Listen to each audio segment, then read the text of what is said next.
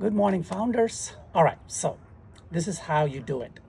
Today, we're going to look at one of the strategic pathways, and this is about founder alignment, right? Founder alignment. And what we're really asking ourselves is, are we aligning with our business, right? So are you aligned with your business?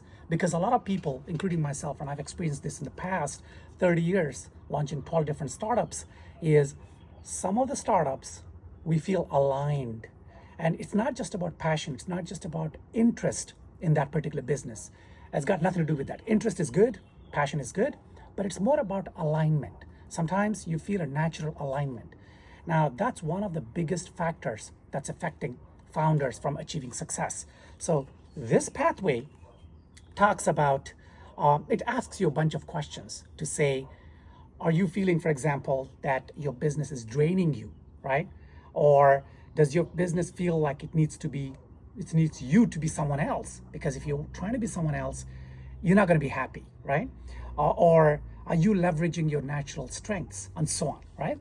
So that's what these the questions will be.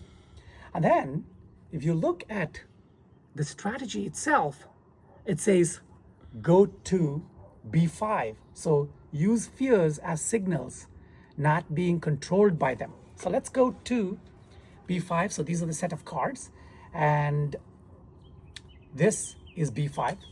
Let's go to that.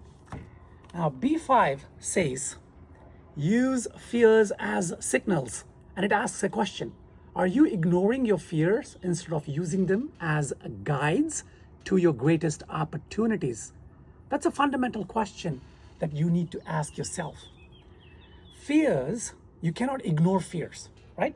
You got to use your fears as signals. And I tell you, 99.99% of founders ignore fears.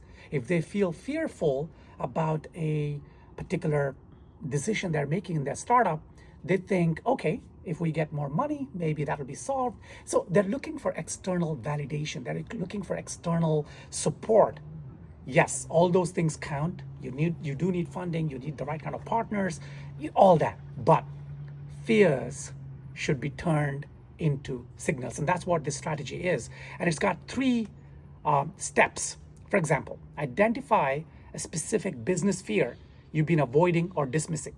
So you got to look at it and say, what is the biggest fear? Maybe the fear is approaching friends and family for investment, approaching investors for investment.